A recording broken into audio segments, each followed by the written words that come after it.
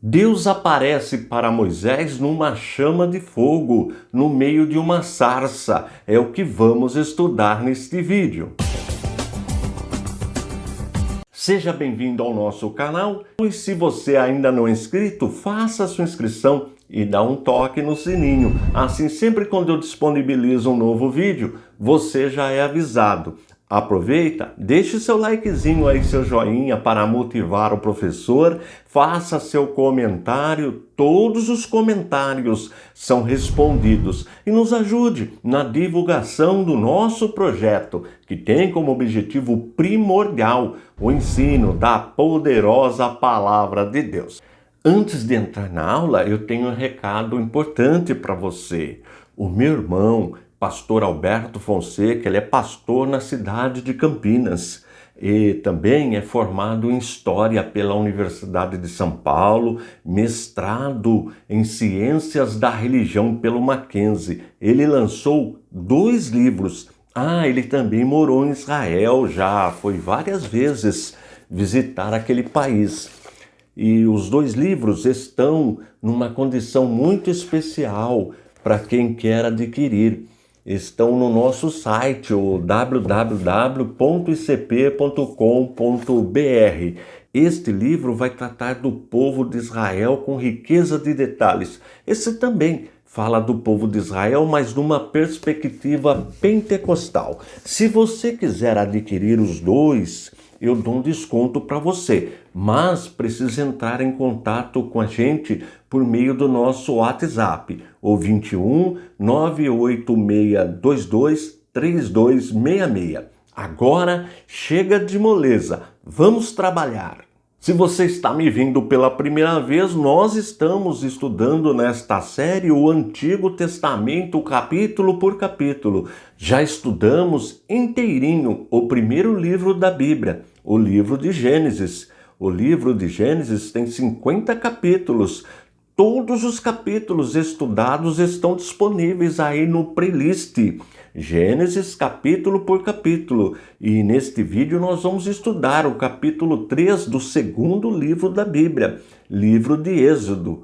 As primeiras aulas também estão disponíveis aí no playlist Êxodo capítulo por capítulo. Outro detalhe: todos os slides que eu utilizo durante a aula, eles ficam disponíveis no nosso site, no www.icp.com.br. Eu aconselho você baixar este material, porque ajuda muito no aprendizado. Vamos para a divisão do capítulo 3 do livro de Êxodo. A primeira parte vai do primeiro versículo até o versículo 12. O tema: confrontação com Deus. Segunda parte, do versículo 13 até o versículo 22, que é o último versículo. Tema: instruções. Vamos para a leitura do primeiro versículo. Moisés apacentava o rebanho de Jetro, o seu sogro, sacerdote de Midian, e, levando o rebanho para o lado oeste do deserto, chegou a Horebe, o monte de Deus. Nós já aprendemos na aula anterior que a vida de Moisés é dividida em 3 etapas. A primeira etapa, de 40 anos, acontece no Egito. A segunda etapa, também de 40 anos, ela acontece no deserto de Midian. Lá, Moisés conheceu a sua esposa Zípora, que era a filha do sacerdote Jetro, e teve com ela 2 filhos. Vamos provar isto nas Escrituras? Observe, Êxodo capítulo 18, versículos 2, 3 e 4. Este capítulo nós ainda estudaremos. Jetro, sogro de Moisés, foi até ele, levando consigo Zípora, a mulher de Moisés, depois que este a havia enviado até ele, juntamente com os 2 filhos dela. Um dos filhos se chamava Gerson, pois Moisés tinha dito: fui peregrino em terra estranha. O outro se chamava Eliezer, pois Moisés tinha dito: o Deus de meu pai foi a minha ajuda e me livrou da espada de Faraó. Nesse texto nós vimos os 2 filhos de Moisés, Gerson e Eliezer. Vamos agora rever o nosso mapinha? Observe, Moisés viveu seus primeiros 40 anos no Egito e o seu povo habitava na região de Gósen, ali no delta do Nilo. Depois ele fugiu do Egito e foi habitar na região de Midian, onde o seu sogro era sacerdote, e ele apacentava o rebanho do seu sogro nesta região, bem próxima do Monte Sinai, do Monte Horebe.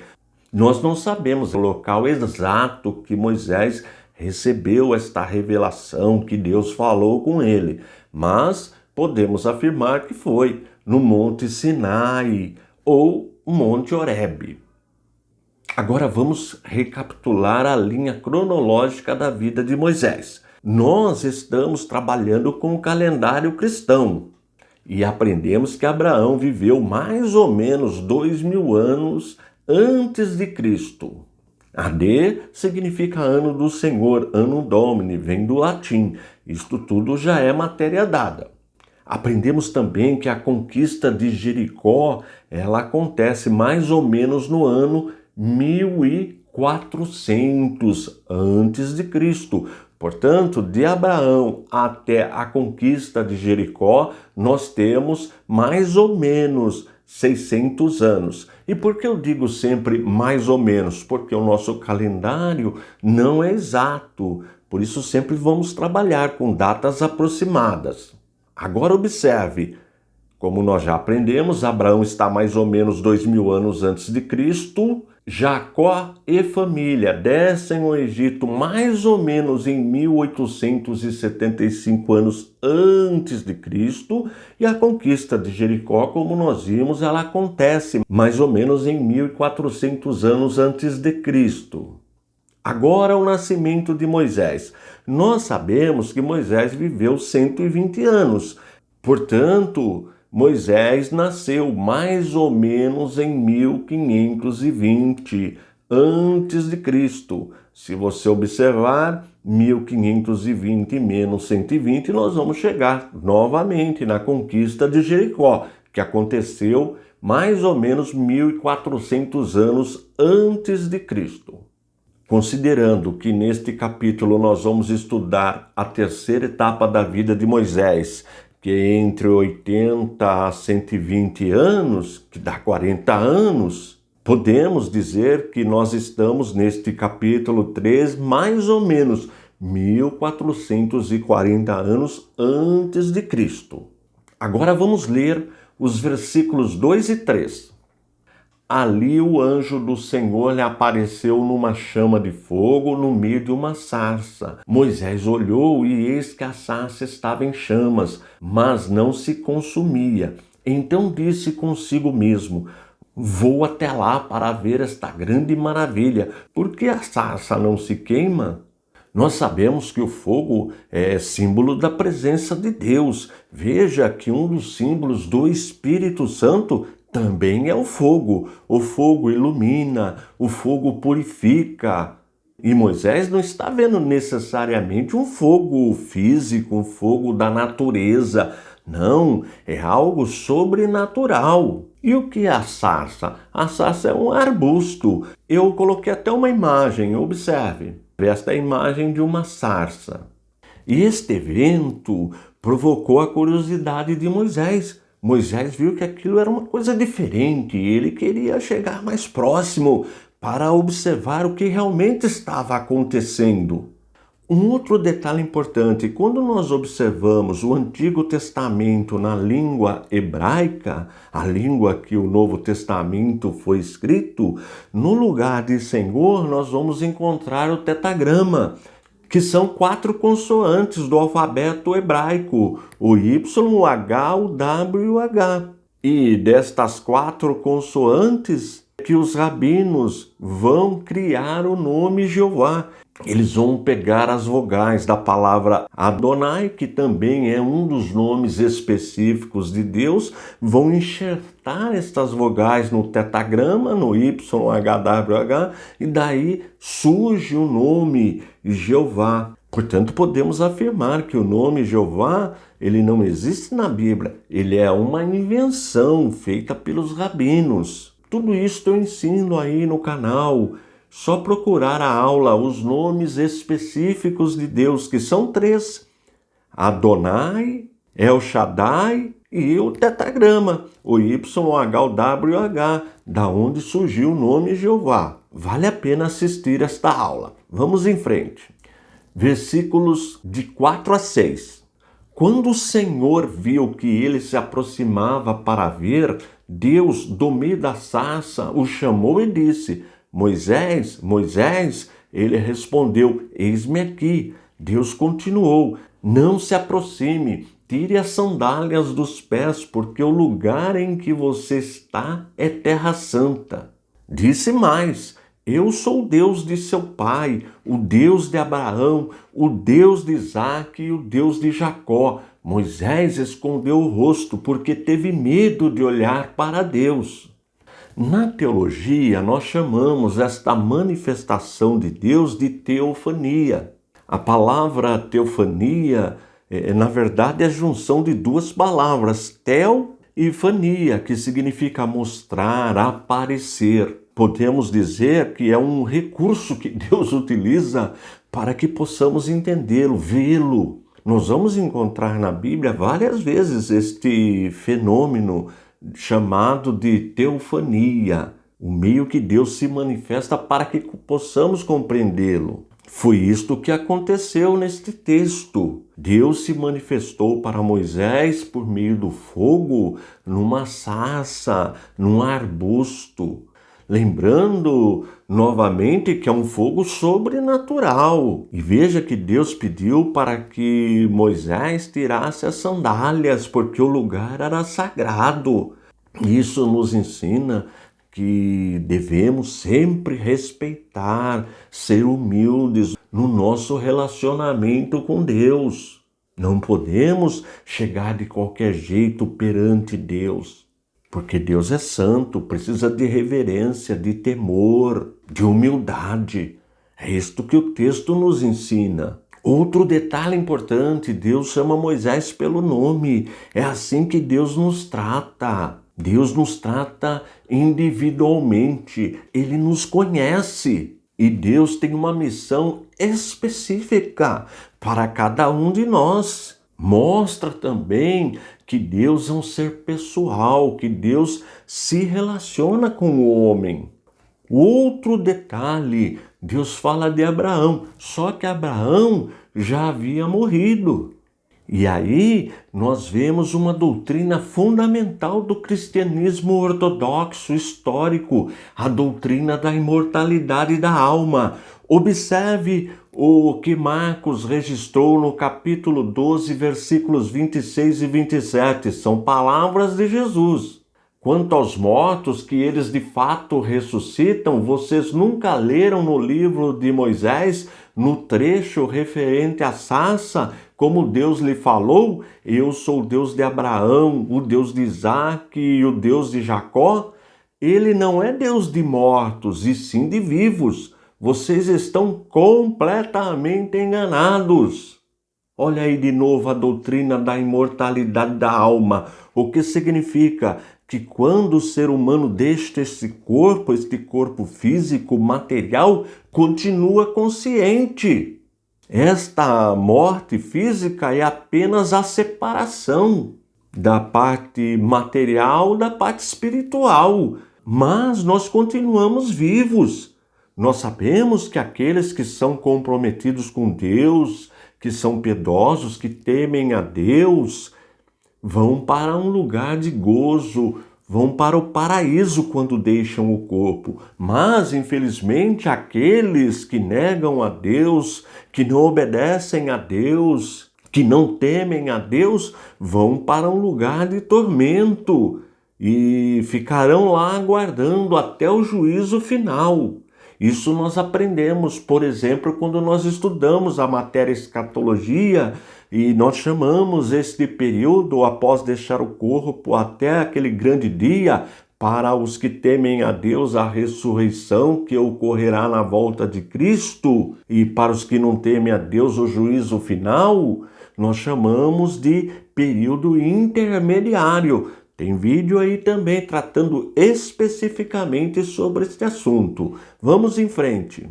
Versículos de 7 a 10. Então o Senhor continuou: certamente vi a aflição do meu povo que está no Egito e ouvi o seu clamor por causa dos seus feitores. Conheço o sofrimento do meu povo, por isso desci a fim de livrá-lo das mãos dos egípcios e para fazê-lo sair daquela terra e levá-lo para uma terra boa e ampla, terra que mana leite e mel, o lugar do cananeu, do Eteu, do Amorreu, do Ferezeu, do Eveu e do Jebuseu. Pois o clamor dos filhos de Israel chegou até mim, e também vejo a opressão com que os egípcios os estão oprimindo. Agora venha e eu o enviarei a Faraó, para que você tire do Egito o meu povo, os filhos de Israel.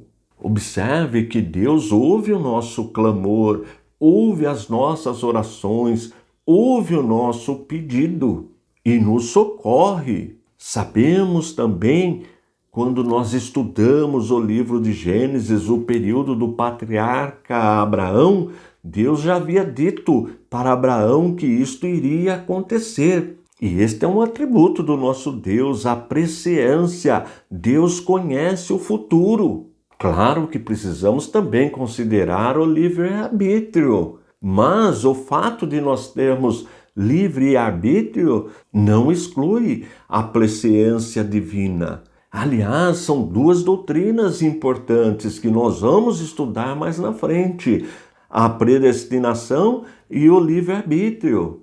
Tenho aí também matéria só tratando deste assunto. Vamos em frente, versículos 11 e 12. Então Moisés perguntou a Deus: quem sou eu para ir a Faraó e tirar do Egito os filhos de Israel? Deus respondeu: eu estarei com você, e este será o sinal de que eu o enviei. Depois que você tiver tirado o povo do Egito, vocês adorarão a Deus neste monte. Veja que Deus conversa com Moisés, portanto, nós cremos num Deus pessoal.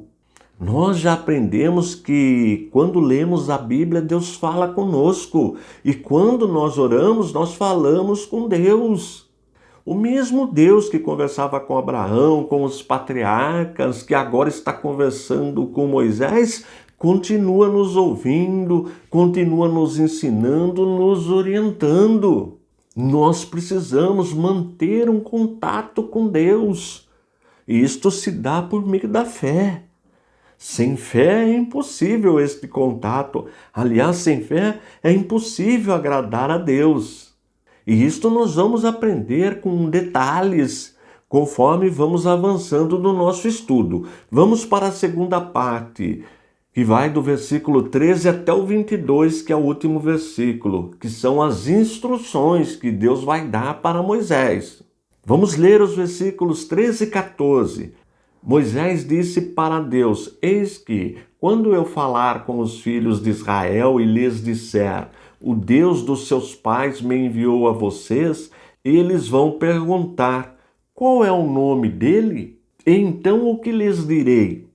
Deus disse a Moisés: eu sou o que sou. Disse mais: assim você dirá aos filhos de Israel: eu sou me enviou a vocês. Este eu sou, os estudiosos da língua hebraica mostram aí uma variação deste eu sou com o tetagrama, o YH, o W e o H. E significa a autoexistência de Deus, a eternidade, imutabilidade, constância, fidelidade. Estes são alguns significados deste eu sou o que sou. Observe o que João registrou no capítulo 8, versículo 58. São palavras de Jesus. Jesus respondeu: em verdade lhes digo que antes que Abraão existisse, eu sou. Este eu sou é o mesmo que Deus falou lá para Moisés. Portanto, se Jesus é o eu sou, Jesus só pode ser Deus. Ocorre que nós só temos um Deus. Portanto, somos monoteístas, mas encontramos em Deus, na divindade, três pessoas distintas: o Pai, o Filho e o Espírito Santo. O Pai é o Eu Sou, o Filho é o Eu Sou e o Espírito Santo também é o Eu Sou. Mas só existe um Eu Sou, porque é o nome da divindade. Assim como só existe um eterno. O Pai é eterno, o Filho é eterno, o Espírito Santo também é eterno, mas só existe um eterno, porque eternidade é um atributo da divindade. Olha aí a doutrina da Santíssima Trindade. Tem aula aí também no canal, só ensinando sobre esta doutrina. Vale a pena ver. Vamos agora ler do versículo 15 até o 18. Deus disse ainda mais a Moisés: assim você dirá aos filhos de Israel: o Senhor, o Deus dos seus pais, o Deus de Abraão, o Deus de Isaque, o Deus de Jacó, me enviou a vocês. Este é o meu nome eternamente, e assim serei lembrado de geração em geração. Vá, reúna os anciãos de Israel e diga-lhes: o Senhor, o Deus dos seus pais, o Deus de Abraão, o Deus de Isaque e o Deus de Jacó, me apareceu dizendo: em verdade eu vos tenho visitado e visto o que tem sido feito com vocês no Egito. E prometi tirá-los da aflição do Egito e levá-los para a terra do Cananeu, do Eteu, do Amorreu, do Ferezeu, do Eveu e do Jebuseu, para uma terra que mana leite e mel. E ouvirão o que você vai dizer, e você irá com os anciãos de Israel ao rei do Egito. Ele dirá: o Senhor, o Deus dos hebreus, veio ao nosso encontro. Agora deixe-nos ir caminho de 3 dias ao deserto, a fim de oferecer sacrifícios ao Senhor, nosso Deus. Observou como Deus instrui Moisés? Como Deus detalha o plano para Moisés? Como Deus ensina para Moisés o que ele deve dizer? Agora observe nos versículos de 19 a 22, o 22 é o último versículo, a presciência de Deus. Observe: eu sei, porém, que o rei do Egito não os deixará ir se não for obrigado por mão forte. Portanto, estenderei a mão e ferirei o Egito com todos os meus prodígios que farei no meio dele. Depois disso, o rei os deixará ir. Eu farei com que este povo encontre favor diante dos egípcios. E, quando vocês saírem, não será de mãos vazias. Cada mulher pedirá à sua vizinha e à mulher que estiver hospedada em sua casa objetos de prata, objetos de ouro e roupas, que vocês porão sobre os seus filhos e sobre as suas filhas. Assim vocês despojarão os egípcios. Tudo isto nós vamos ver acontecer nos próximos capítulos, exatamente como Deus disse para Moisés.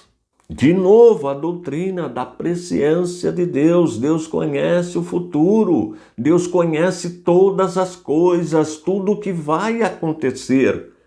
Mas isto não anula a doutrina do livre-arbítrio, uma doutrina também bíblica.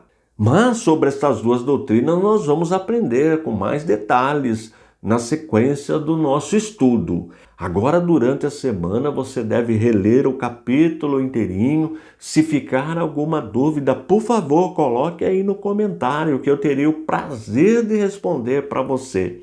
E continue me ajudando. Copie o link que eu deixo aí na descrição, cole lá no teu WhatsApp, envie para o máximo de pessoas que você puder. Utilize estes vídeos para ajudar os novos convertidos. Utilize esse material no discipulado. Desta forma, você também fará parte do nosso ministério, que tem como objetivo primordial o ensino da poderosa palavra de Deus. Estou indo embora. Forte abraço e fique na paz de nosso Senhor e Salvador Jesus Cristo.